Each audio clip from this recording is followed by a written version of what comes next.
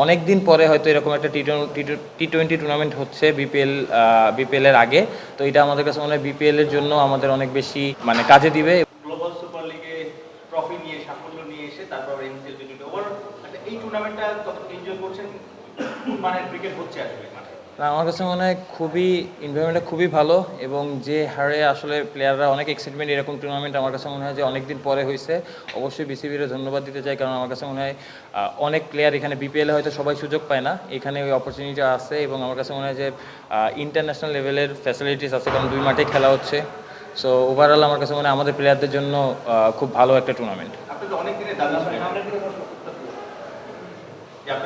দাবি ছিল, এখন সেই অফ রিলিজ না, অবশ্যই যেটা বললাম যে আমাদের জন্য প্লেয়ারদের অনেক দিন ধরে আমরা যেটা বললাম, অনেক দিন পরে হয়তো এরকম একটা টি-20 টুর্নামেন্ট হচ্ছে বিপিএল এর আগে। তো এটা আমাদের কাছে মনে হয় বিপিএল এর জন্য আমাদের অনেক বেশি কাজে দিবে এবং সবসময় আমরা দেখি যে বিপিএলে অনেক বেশি বিদেশিরা পারফর্ম করে, দেশিরাও আমরা পারফর্ম করি একসাথে। বাট এই বছর আমার কাছে মনে হয় যে টপ বলার বা টপ ব্যাটসম্যান সব কিছুই দেশিদের হওয়ার সম্ভাবনা খুব বেশি। আপনার টিমের পারফরম্যান্স ইভালুয়েশন করেন দিন আছে এই ম্যাচটা আমাদের জন্য অনেক ইম্পর্টেন্ট ছিল। দেখেন, আমার কাছে মানে মোমেন্টামটা ইম্পর্টেন্ট। হোপফুলি সকালবেলা একটু উইকেট কিছুটা ট্রিকে ছিল, বাট আমার কাছে মনে হয় অ্যাট দ্য লাস্ট টাইম আমরা উইনিং সাইডে থাকতে পারছি এবং এই মোমেন্টামটা আমরা যেটা আজকে ক্রিয়েট করছি এটা যাতে পুরো টুর্নামেন্ট কন্টিনিউ করতে পারি। আজিজুল হাকিম তামিম ছেলেটা কেমন, স্পেশাল ট্যালেন্ট?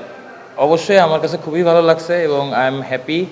ওর অ্যাটিটিউড এবং যেটা বললাম যে চ্যাম্পিয়ন মাইন্ডসেট, এটা আমার খুব বেশি মুগ্ধ করছে। ব্যাটিংয়ের সাথে বোলিংটা অবশ্যই আমার কাছে মনে হয় যেটা বললাম, ওর চ্যাম্পিয়ন মাইন্ডসেট এবং যে ব্যাট সুইং, এটা আমার কাছে মনে হয় যে প্রথমে আমরাও আজকে ড্রেসিং রুমে কথা বলতেছিলাম যে ওর ব্যাট সুইং এটা অন্য লেভেলের আসলে।